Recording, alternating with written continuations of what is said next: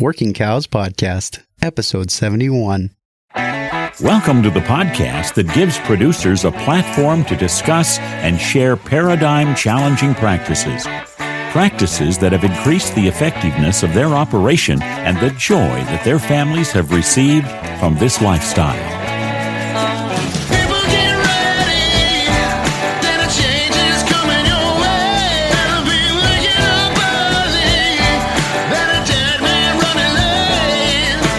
Howdy, everybody. It's Clay Connery, host of the Working Cows Podcast, brought to you by the Global Ag Network. I am joined today by Logan Pribbeno of the Wineglass Ranch. We're going to talk to him about some of the paradigm-challenging practices they're putting into play on their operation and how they are using those for the benefit of their land and their people and their cattle and all those different things. So it's really good to get Logan on here. Actually, I think his dad, Jeff, was a suggested guest by one of the perennial guests of the Working Cows Podcast, and didn't really put two and two together that I was getting the other half of that equation when I reached out to Logan based on a tweet that he had sent. So, Logan, thanks for joining me today on the Working Cows Podcast. Happy to be here, Clay. So I originally reached out to you in response to a tweet that you sent out in September of this year. That is wheat going in right after a 300 beef pounds per acre harvest, going to have to change the business name to That Won't Work Here LLC. And you are part of the Wineglass Ranch. Is that correct? That's correct. We haven't officially changed the name to That Won't Work Here LLC, but I've got my lawyer on it. That's right. So can you just give me a little bit of a preview of the thinking behind that tweet and why you're doing things that the neighbors maybe think are a little crazy? Sure. Well, we're based out of Southwestern Nebraska, and it's certainly farm country down here. Probably 2/3 of the acres in this county is farm ground, and we are farmers as well. And in this part of the world, to ensure wheat, and certainly accepted practices that you fallow your ground for a full year before you drill wheat, and in this part of the world, that does mean with tillage equipment.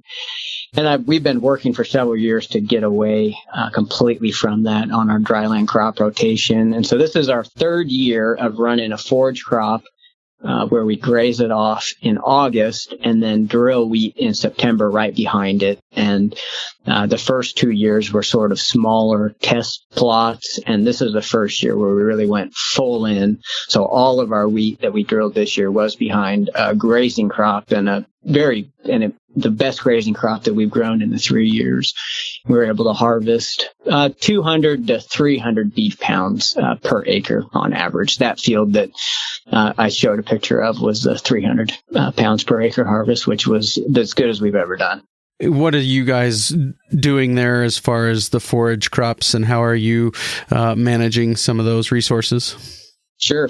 So our forage crop, we grow it like a standing silage crop. It's a mix of whatever seed we can get fairly cheap. Our total cost target for that for seed would be $10 to $12. I think this year we crept up a little bit over that $12 mark due to some re-drilling. But when you're looking at pricing something in that range, you have to be fairly flexible of what kind of seed you use. This year it was heavy with forage sorghum. We threw in some dicamba-resistant soybeans, sunflower, and just basically whatever we could get our hands on. If you drove by it, though, it looked like someone put a lot of different sorghums in a field, and they really had no idea what they were doing. But looks can be deceiving. The animals didn't seem to mind. Is that what you're saying? No, it is always a joy. We turn out onto those forage fields right after the 4th of July, and it is absolutely one of my favorite times of the year. You get 1,000 steers standing in a sorghum field, and for the first hour, they just look at you like, we're not supposed to be here, and that guy's going to start yelling at us at any minute. And you have to kind of hang out there until they, realize that, no, this is your guys' feed. All for me? Really? It is fun. It is one of the more enjoyable things that I get to do every year. That's cool. Is that kind of when you guys are seeing a decline in the grass that you have access to, is in July around the 4th? Or Yeah, that's correct. And so like in Southwest Nebraska, we're a little bit different than the Sandhills. Our grass kind of peters out a little bit earlier than the rest of the state. So we find that our protein declines heavily in the heat of July. And so by the 4th of July, our crude protein levels are really below performance level. And so we'll run our stockers only on the range May and June and, into July, just to kind of get through the holidays. So you mentioned that you're keeping an eye on costs, you're keeping an eye on protein levels in your forages and trying to make sure that you're always on a good plane of nutrition for your animals. That indicates a high level of management. What is the motivation behind that, or what was the impetus of starting those kind of higher level management practices on your operation? Well, the inclusion of stockers, we're a traditional cow-calf ranch, and since coming on board 6 years ago, we've expanded our stocker enterprise greatly to the point where today we're about 50-50 cow-calf and stocker on an animal unit basis.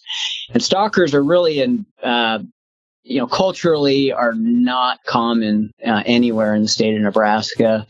And they can be run in this state. And, we're not just me, but there are a handful of people in the state. They're showing you how you can do it. And it does involve some creativity. It's not like it is in the Flint Hills where you can just sort of kick the steers out on the grass and collect them, a few months later and collect your check. So we've designed exactly like you said. It's a forage chain where every step is an improvement in the nutrition. So right now we're running our stockers on corn stalks, supplemented with a 28% cube, and pretty extensively. We'll throw out 3 to 4 pounds per head per day, and we're lucky to get a 1 to a 1.2 average daily gain out of that.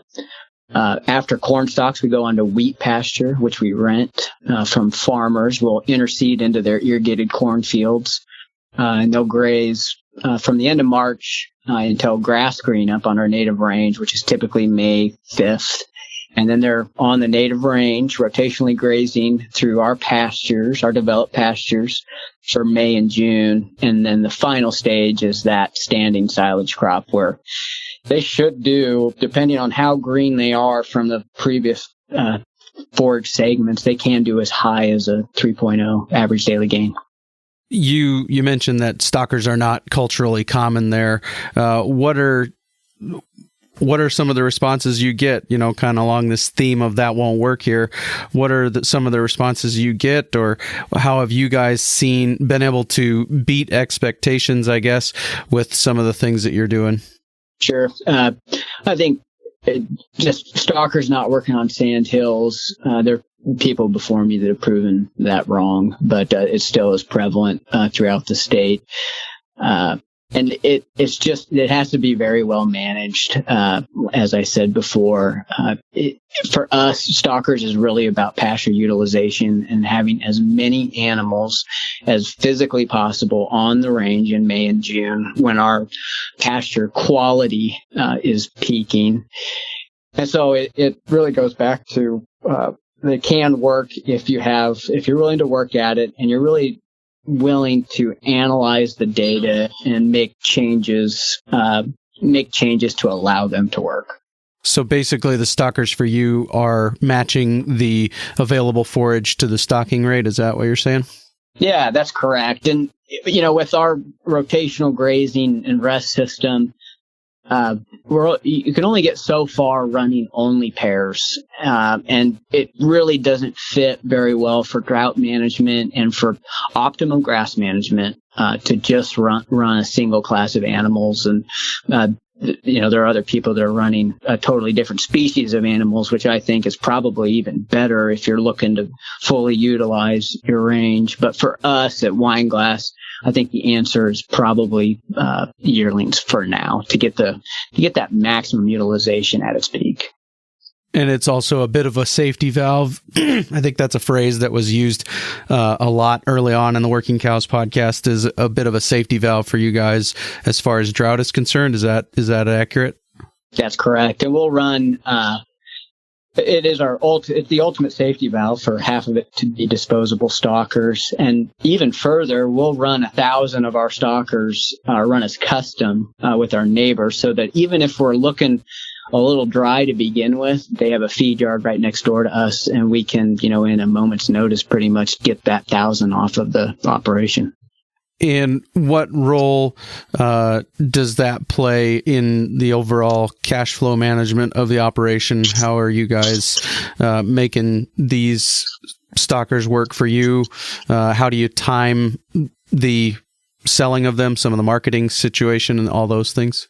Sure. Well, we've been paying our dues in the acquisition side of things, and every year we've kind of tweaked things and changed things. We really learned this year that we have to be purchasing a baller early on and straightening them out to really get a decent profit margin in them with the gains that we get with our forage chain. And what we do, so our primary product at Wineglass Ranch is a 850-pound natural yearling shipped in August. So that'd be right at the tail end of August. We really want to beat that September yearling rush. So we try to push them and get them out of here by August. And by September, our standing silage forage crop starts to decline in value.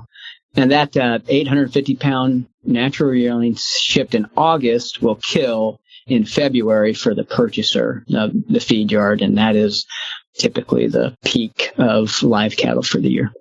You mentioned rotationally grazing. You mentioned grazing through the forage crops and some of those things. How much of that goes into the ethos of that won't work here, or challenging those previously held notions in the neighborhood? Sure. I do have to just brag on our neighborhood a little bit. We do have great neighbors. My father was an early adapter to the rotational grazing style under Alan Savory in the mid to late 90s, and our neighbors took notice pretty quick. And I would say that of our larger neighbors, Maddox Cattle Company would be one to the southeast, and K Cattle, Kennings, to the northeast, practice some version of rotational grazing. So that was that won't work here of this area probably 15 years ago, and slowly but surely, pretty much most of the large professionally run outfits in this part of the country are utilizing it to some extent. And what about the terrain that you're in? What kind of a role does that play in the opportunities that you guys have? Yeah, well, with the terrain, our range is choppy sands, and it's really limited in this county. As I mentioned before, it's 1/3 irrigated farm ground, 1/3 dryland farm ground, and 1/3 range. Expansion opportunities in this county in particular is really going to involve getting cattle out onto farm ground and onto some other people's ground, just because of the layout of the county. So the stalker enterprise has allowed us to grow onto other people's ground where we rent and interseed, or just grow a straight up irrigated forage crop. So expansion opportunity in this part of the woods does involve, farm ground, and for Wineglass it involves putting animals on farm ground. And what are the logistics of those relationships? How are you guys finding the ground that is open to those practices, and how are you getting permission to go into somebody's existing cornfield and interseed other crops and some of those things? We have a great relationship with the farmers all over Chase County, and we are farmers ourselves too, dryland farmers. We rent about 90 quarters of irrigated corn stalks every winter to run cows on. So we have a Rolodex full of farmers that have been working with us for decades in the past. And so for us to get in some interseeded crops or get some irrigated ground rented from them on a short sublease basis has really proven to be pretty easy. If you're willing to pay sort of the fair market rent, which we do, we treat people fairly. So how do you go about deciding what is going to be an economically viable option when it comes to renting ground and some of those things? Sure. We really utilize gross margin analysis as our primary tool. It goes with the ranching for profit that my dad, he went full in on it in the 90s, and I was raised around gross margin analysis. So we will typically use gross margin analysis to explore different enterprises, different cropping mixes, and expansion opportunities. And you have mentioned, the cropping mix that you're shooting for, was it, I think, $10 to $12 an acre? So you're not just going to the agronomist and saying, give me whatever you want. You're making some decisions based on the economics on the front end that affords you opportunities on the back end. Is that accurate? Yeah, and we do. We've got some, we're blessed with great neighbors. Steve Tucker, who has spoken at No Till on the Plain, supplies most of our seed and kind of acts as the middleman for us and the cover croppers in our area. So it really goes back to having good neighbors, honestly, to keep that cost where it is. Logan, just a quick break as I thank my Patreon supporters.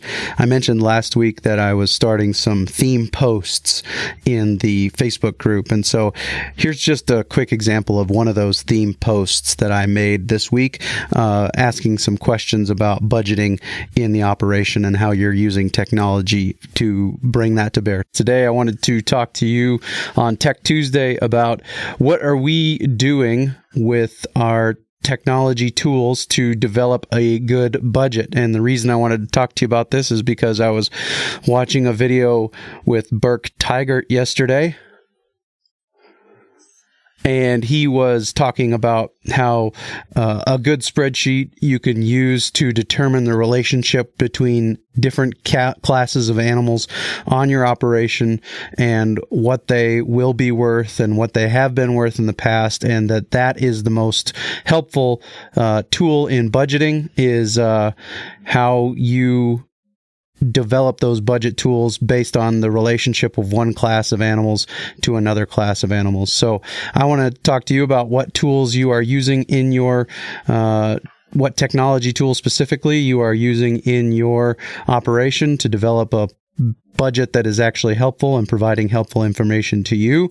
So if you want to jump in on the comments section and tell me about the budget tools that you're using on your operation and how they are informing the decisions that you are making. So if you want to get involved in these conversations, go ahead and support the Working Cows podcast at patreon.com/Working Cows, or you can check out workingcows.net/support if you want to look at other ways that you could support the podcast.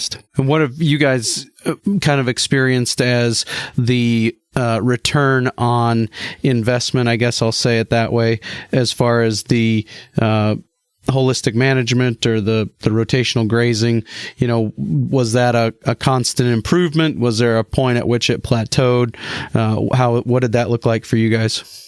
Sure. Well, I've got some numbers on that. So we have been rotationally grazing since the 90s. We pretty quickly got our animal units per acre is what I like to use. I know everyone has a different favorite unit, but we were able to increase our stocking rate by about 30%. The NRCS says you should be getting about a half to a 0.6 animal unit month per acre.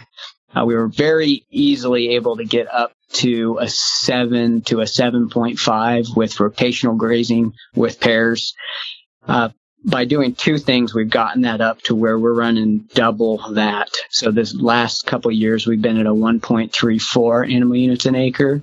The first one of those is, putting stockers on the range only at the peak in May and June. And the second one was we moved to a 100-day rest on the advice of Burke Teichert. And we also had the great fortune of watching Maddox Cattle Company, our neighbors. They were about 3 years ahead of us on that. And they made that switch. And you could see it from across the line that change was a positive change.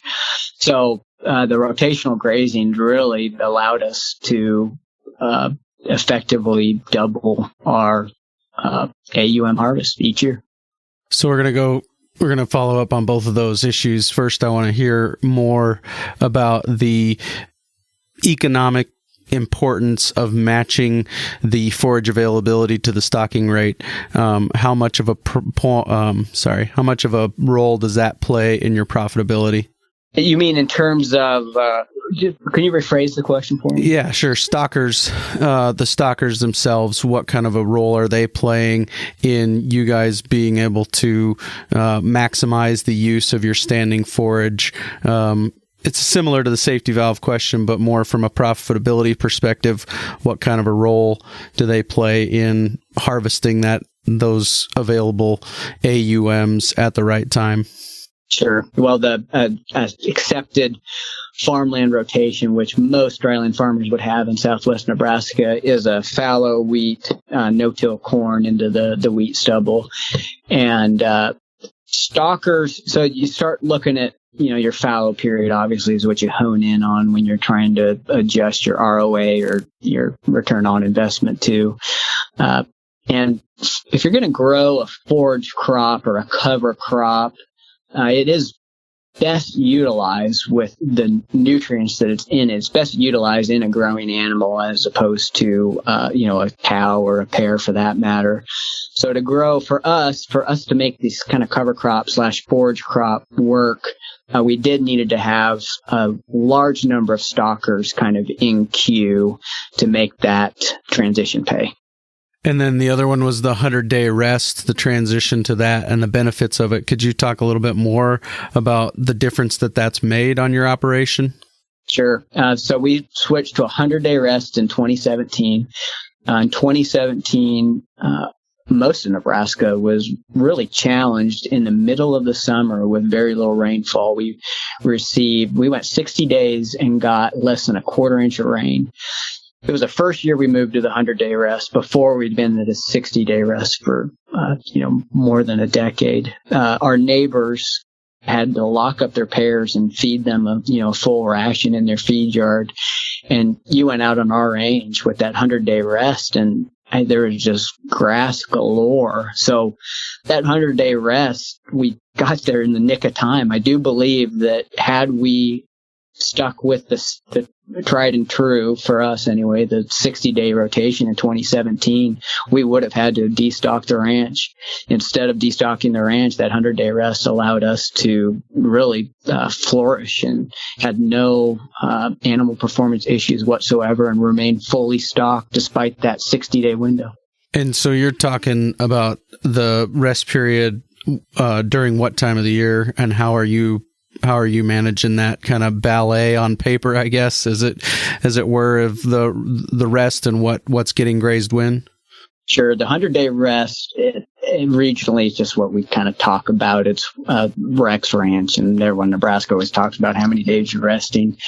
It is only during the growing season. So in virtually all of Nebraska, cattle are really only on the range for the summer, and our cattle are the same. Everything is on corn stalks right now and is for all the winter. So a 100-day rest means we graze each of our paddocks twice, at the most 3 times, exceptionally if it's in a prime location, and a few only once.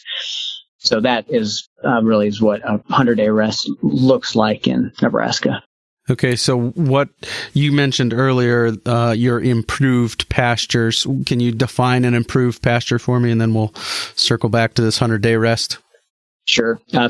I would an improved pasture to me looks like cover. It's really what makes a difference. The more cover you have, the more cover you leave in the fall, the more grass you're going to grow next year. We had Jim Garish came out for a visit last year, and one of the biggest takeaways I had, and one thing that he really beat into us, was never be afraid to waste grass. And so despite harvesting double what the county average is, if you go out into our pastures today, they don't look great. You're not going to, start handing out awards and, hit me on the back, but they do look good, and there is sufficient cover in there so that we are going to be able to grow some grass next year. And then what about the paddock sizes on these pastures that you're grazing during the growing season? What is the average size of a paddock, and how are you guys managing those? Sure. Well, we were one of the first, larger developed ranches that my dad did in the 1990s, under Alan Savory's approval. And we have the classic wagon wheel, which originally they thought that you wouldn't have to do a lot of water development, that you could sort of water out of the middle of these wagon wheels. And we learned very quickly, especially on sands, that that's just not an option. So our ranch is set up like a wagon wheel that someone went in and said, oh, this isn't really going to work. Let's add some fences and some water sources to kind of give you the 10,000 foot view. So every paddock does have two 11-foot stock tanks fed by underground pipeline and 3 horsepower wells. So really good recharge rate, because we do like to run larger groups. The average paddock size is about 300 to 350 acres. And what kind of time are they spending in there? It'll be always less than a week, generally 4 to 6 days. Are the same paddocks rested? You said that some are only grazed once. Are those same paddocks grazed once every year, or is it different paddocks get grazed more intensely one year and rested more the next? Sure. We do vary it up as much as we can. We do have some that just happen to be next to some facilities that we do try to defer grass always. But what we'll generally do, we are that classic wagon wheel. So one year we go clockwise, and next year we go counterclockwise. So it's a really foolproof way of making sure that you get some different utilization year after year. You said that you are always looking for other opportunities, or that you're trying to figure out a way to take it to the next level, so to speak, as far as the operation as a whole is concerned, and kind of bringing it back to that won't work here. What are some things that you guys are considering, and how are you going to go about testing them before implementing them full scale, and some of those things? Well, right now we are on year 3 of a large-scale stalker program, and we are really still tinkering with it. There are so many different variables in it, from the acquisition to the marketing and this nutritional plane, that we've really committed ourselves to running stalkers for the better part of a decade and figuring out the way to make it work and to get these critters onto our farmland to kind of inject a little bit of life into them. So we do have some different things that we're going to be tinkering with, but it really all falls under this umbrella of stalkers in Nebraska gaining well and spending a lot of their life on our farmland or someone else's. Are you bringing any of those stalkers in from your own herd, or are most of them outside? It's about 50-50. So we produce not quite half of the stalkers that we run, and we acquire the other half through various means. We did switch to Gap 4 this year. We've always, or not always, but the last several years we have run a natural herd, and so we are growing sort of in that natural in the Gap 4 premium system. So that requires that you do acquire your stalkers on the video or private treaty, which we did for the first time this year and really got along well doing that, as opposed to buying out of a sale barn. And is that another long-term commitment to see, or is that something that you can kind of analyze right away and see is that working or not? Yeah, that's interesting, because we were more conventional when you looked at our stalker program. Almost all of our stalkers all of them that we acquired were just conventional implanted steers. And then, we had 2 years of data, and we looked at it, and our natural steers were always a clear winner, and our conventional steers were always fairly tight.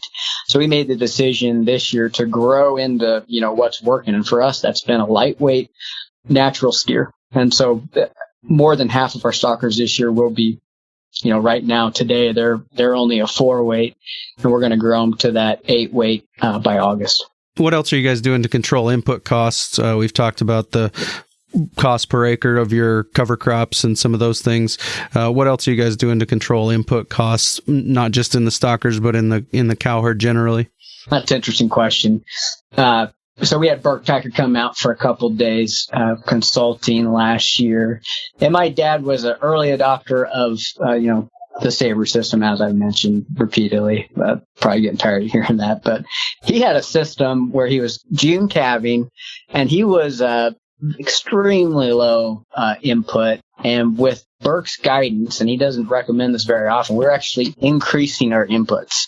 So we're doing some target supplementation. We've moved our calving date, and really he thought, and we all agree, the board of Wineglass did agree that we were a little bit too far on the low input. So surprisingly, we're kind of going back to adding a little bit of supplementation to our cows at strategic times, maybe pampering them just a little bit more to enhance the cow herd performance.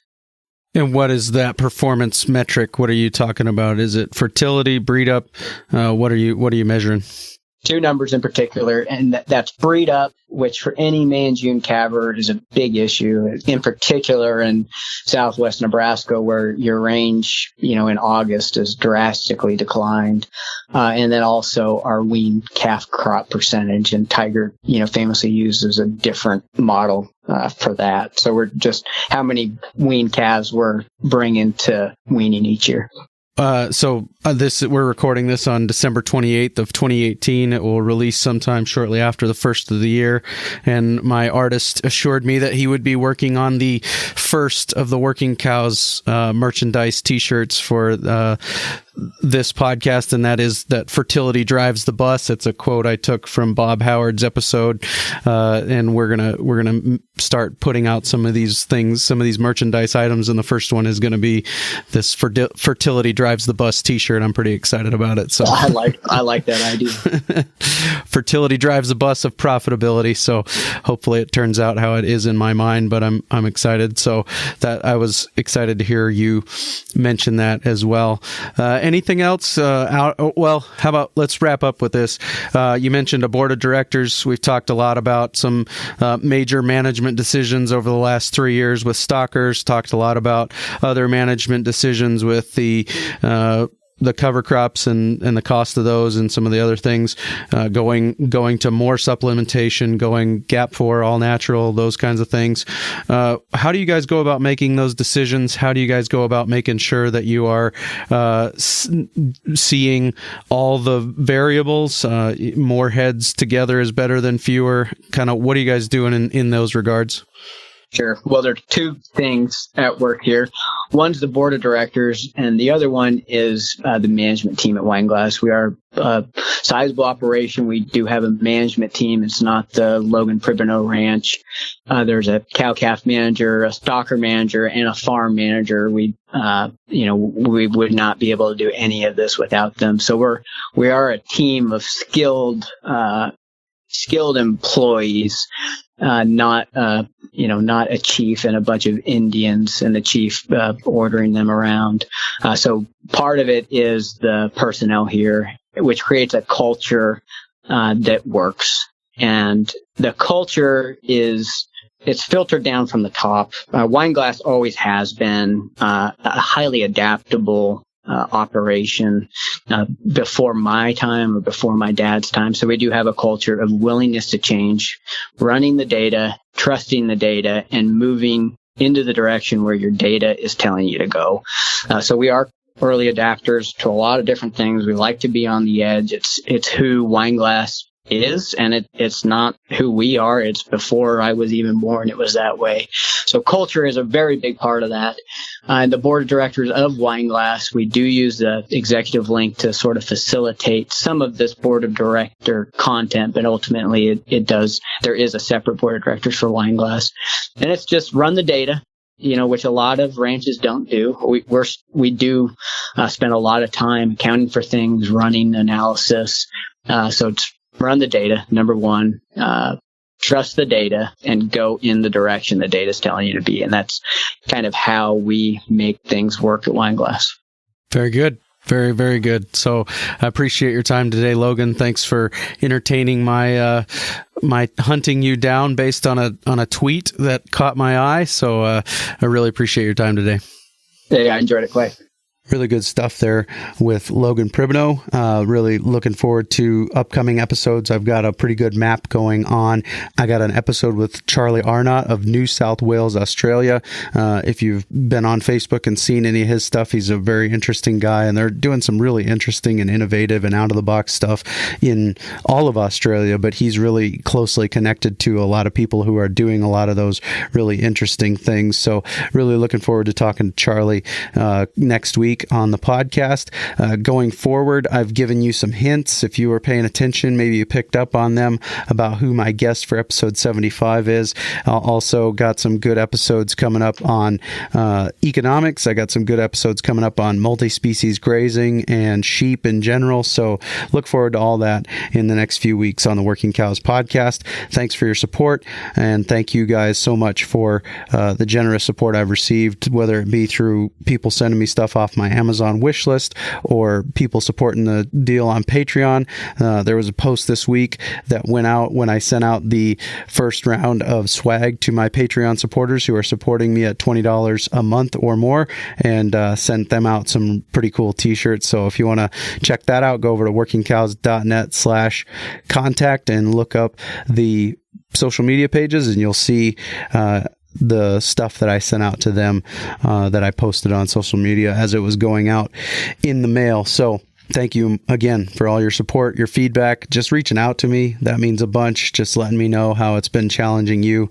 And I really look forward to the future growth of the Working Cows podcast community and just doing some really amazing things over the next few episodes as we are starting to close in on sometime this summer. Probably we'll hit 100 episodes, Lord willing. So really looking forward to that, and looking forward to continuing to spread the wings of the Working Cows podcast and get even farther outside of my own comfort zone in related to the relationship to these things. And this has been a rant that's gone on far too long, but I'm really excited about the future of the Working Cows podcast. So tune in next week for Charlie Arnott on the Working Cows podcast, and we will see you then. We invite you to visit workingcows.net to subscribe to the show via iTunes or Stitcher. You'll also find detailed show notes pages, resources from our guests, and the industry leaders who have influenced them. For more ideas on putting your cows to work for you in a more profitable way, tune in next week.